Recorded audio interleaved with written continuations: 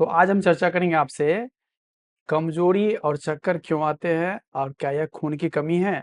तो सबसे पहले बता दें कि चक्कर जब कभी आए तो आपको पता करना है चक्कर का अर्थ क्या है? लोग क्या क्या समझ रहे हैं इसे? चक्कर चूँकि लोग बोल देते हैं, तो चक्कर का पहला प्रकार के सिर हल्का और बेहोशी सा लग रहा है, जैसे खड़ा होते ही अंधेरा छा जाता है।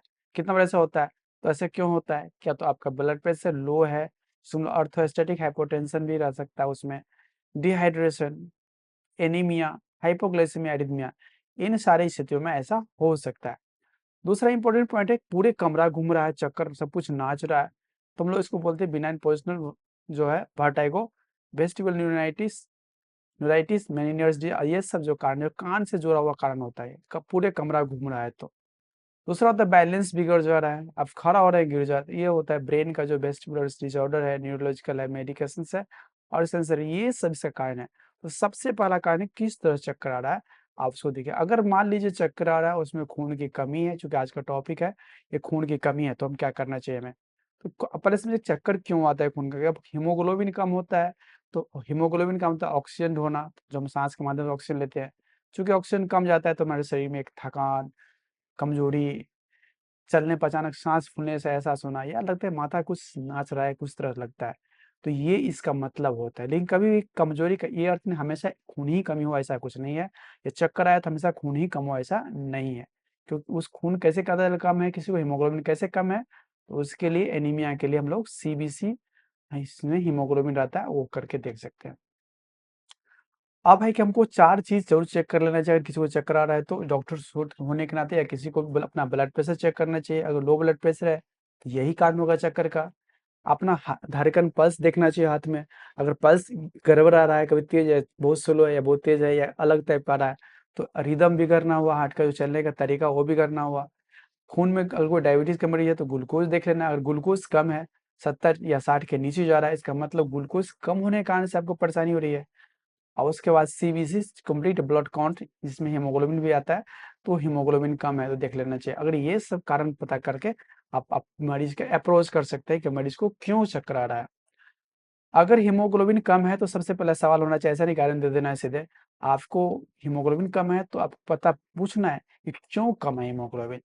अब हीमोग्लोबिन कम होने के कारण जो सबसे इम्पोर्टेंट कारण है, या तो खून सही से निकल रहा है, जैसे किसी को मासिक से निकल सकता है, कभी पैखाना रास्ता से निकल सकता है, किसी को पेशाब रास्ता से निकल सकता है, तो ये, और या तो खाना की नली में अल्सर है कहीं पे, या किसी को कभी रेयर केस में कैंसर या पैखाना रास्ता से खून, हेमोरॉइड इसको बोलते हैं, पाइल्स, ये सब हो सकता है। दूसरा इंपॉर्टेंट कारण है कि किसी का खून बनने के लिए जो चीज़ में प्रोडक्शन वही कम हो रहा है बोन मैरो, जैसे आयरन की कमी है, विटामिन B12, फोलिक एसिड की कमी है, या किसी क्रॉनिक किडनी डिजीज है, इन्फ्लामेशन है, बोन मैरो डिजीज, ये सब जो है। तीसरा इंपॉर्टेंट कारण है डिस्ट्रक्शन, हीमोलाइसिस, इसको ऐसे बीमारी, इसमें उसका आरबीसी टूट रहा है, या किसी का स्पिन बहुत बड़ा है, इसका आरबीसी टूट रहा है, तो ऐसे में भी खून की कमी होता है। तो सबसे खून कम हो, हीमोग्लोबिन कम है किसी का, तो उसको कारण खोजना है क्यों कम हो रहा है। अगर खून कम हो रहा है तो उसमें आयरन डेफिशिएंसी को हम लोग कैसे पता करेंगे कि उसका आयरन की कमी से खून हो रहा है। जो बहुत कॉमन कारण इंडिया में है कि आयरन की कमी से खून कम होता है, उसमें हम लोग क्या करते हैं, सीरम फेटिन जो आयरन का स्टोर बताता है कि आयरन स्टोर होता है, और ये होता है ट्रांसपेरेंट सैचुरेशन परसेंटेज, यानी जो आयरन को ढोने वाला चीज़ है, जो स्टोर से खेत से आप सब्जी आपके घर तक पहुंचता है, तो बीच में रास्ता में कोई गाड़ी से माध्यम से ढोया जाता है, फिर आप बाजार जाते हैं, वहां से खरीद के लाते हैं। तो इस तरह से जो है कहीं ना कहीं आयरन के स्टोर हुआ, जहाँ बन स्टोर है, जहाँ पे स्टोर होता है। दूसरा होता है आयरन कितना वो वहां से ढो के ले आता है। ये दोनों इंपॉर्टेंट पॉइंट, अगर आयरन कम है तो स्टोर कम है। आयरन टी साइट परसेंटेज कम है, यानी आयरन ढोने वाला जितना हमारे पास गाड़ी है उसमें आयरन आ ही नहीं रहा है, तो वो कम है। इसका मतलब है कि आयरन स्टोर पे कम है, या ठीक से वहां पहुंच नहीं पा रहा है। तो ये दोनों स्थिति में जो है आपको आयरन डेफिशिएंसी माना जाता है। अगर ये दोनों कम है तो एकदम आयरन डेफिशिएंसी है। वहाँ आयरन बाइंडिंग कैपेसिटी, आयरन क्षमता और भी ढोने की क्षमता ज्यादा है, इसका मतलब है ये है। तो किसी का सीरम फेटिन 8 है, 7% ही जो आपको कैरी, जो आयरन कैरी कर रहा है, T set transparent saturation percent है, 7% है, हीमोग्लोबिन 9 है, इसका मतलब आयरन की कमी है। आईसीयू लोगों में आयरन चलना चाहिए, यही डॉक्टर के यहाँ टेस्ट होकर पता चलता है। तो फेटिन और टी सेट करके पता कर सकते हैं। अगर आप ऐसे उम, कुछ केस में जब किडनी बीमारी नहीं है, या कोई इन्फ्लेमेशन नहीं है, कोई बुखार-वुखार नहीं लग रहा है, तो इस केस में आप सीधा सीरम फेटिन से भी पता कर सकते हैं। अगर किसी को ये सब बीमारी है, सपोज़ करिए किसी को किडनी बीमारी है या उसको ऑलरेडी इन्फ्लेमेशन है, जैसे कोरोना है या और कोई घाव है उस वक़्त में, तो उस वक़्त में टी-साइड भी देख लेना। अगर ये नॉर्मल भी है लेकिन टी-साइड कम है, तब भी आप उसको आयरन डेफिशिएंसी मान सकते हैं या फंक्शनल आयरन डेफिशिएंसी बोल सकते हैं।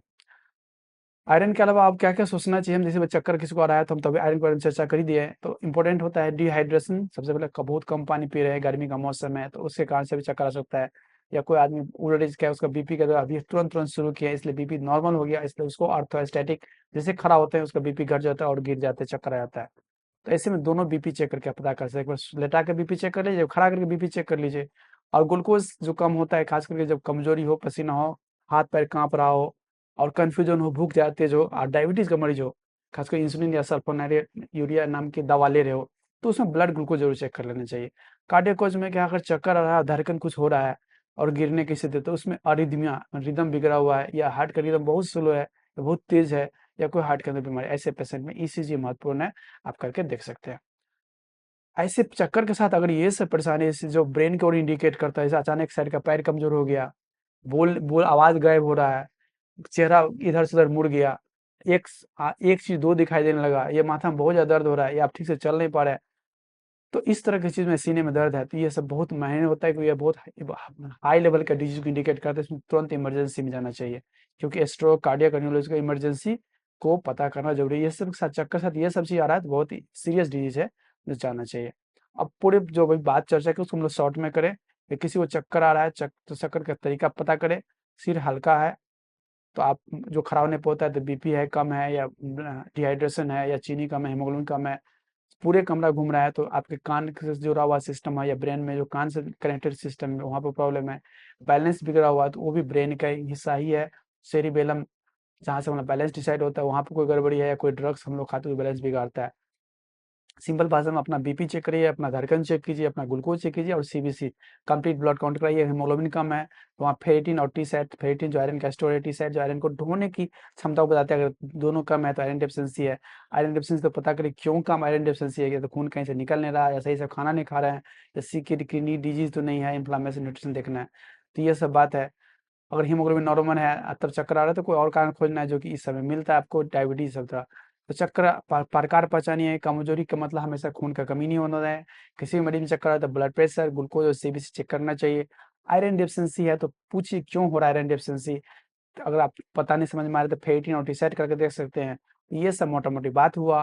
दूसरी बात, अब आयरन डेफिशिएंसी थोड़ा डिटेल में पता करते हैं कि आयरन डेफिशिएंसी तो हमारे बिहार के लोगों को खाना क्या चाहिए, तो उस पे हम बात कर लेते हैं।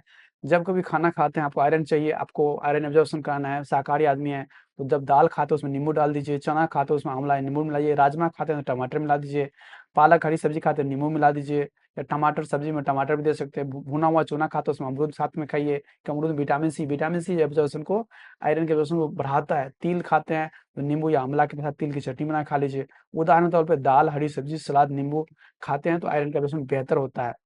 हाँ, चाय, कॉफ़ी से थोड़ा दूर रहिए, अगर पीना ही है तो 2-3 घंटे के बाद पीजिए। कैल्शियम का भी साथ में खाने से, जैसे दूध खाते हैं, कैल्शियम सप्लीमेंट खाते हैं तो आयरन के एब्जॉर्प्शन को रोकता है, कम करता है, तो साथ में नहीं लेना चाहिए। वेजिटेरियन व्यक्ति के जो ये सब स्रोत है इसमें एक आयरन रहता है, लेकिन साथ में आपको बोले टमाटर, नींबू या आंवला या अमरूद ये सब मिला के खा सकते हैं। जैसे बिहार और मिथिला के खाना में दाल, चना, राजमा कोई भी ले लीजिए, सब्जी ले लीजिए, चावल या रोटी ले लीजिए, सलाद लीजिए, उसमें नींबू मिला दीजिए और खाइए। दाल में नींबू दे के हम लोग खाते हैं। भिगोना, अंकुरित करना से हम लोग का जो है विटामिन मिलने की संभावना बढ़ जाता है, आयरन के मिलने की संभावना बढ़ जाता है। तो भिगा हुआ चना और अंकुरित चना होने दीजिए तब खाइए, तो ज़्यादा फायदे में रहिएगा।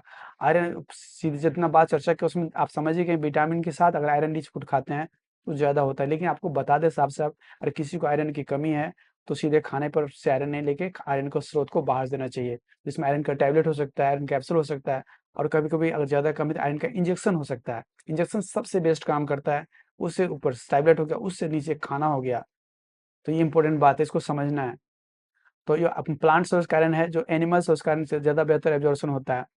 तो ये इंपॉर्टेंट बात हुआ। आयरन विटामिन सी दोस्त है, दोनों साथ जाता है तो जल्दी एब्जॉर्प्शन होता है। आयरन के साथ चाय और कॉफ़ी जो है उसको दुश्मन है, उसको दूरी बनाना चाहिए। आयरन डेफिशिएंसी में सिर्फ आयरन देने से कारण भी खोजना चाहिए, जो अभी हम बात कर चुके हैं, आपको बता ही चुके हैं आयरन का कारण क्या है, ये हम बताए थे। 3 बड़े कारण हैं। तो इस तरह से किसी को चक्कर आए तो क्या करना चाहिए, इसके बारे में हम चर्चा किए हैं। लोगों तक इस वीडियो को पहुँचाइए ताकि लोग बस रियल नॉलेज हो, डॉक्टर्स के लिए भी काम आएगा, नर्स के लिए भी काम आएगा, जनरल पब्लिक के लिए भी काम आएगा। ये नींबू बहुत मायने रखता है, टमाटर बहुत मायने रखता है, आंवला बहुत मायने रखता है, अमरूद बहुत मायने रखता है आपके खाने में। तो इसको ध्यान से दीजिए और कई खाना साथ इसको खाते हैं तो आयरन के कारण से खून की कमी होना थोड़ा कम होगा।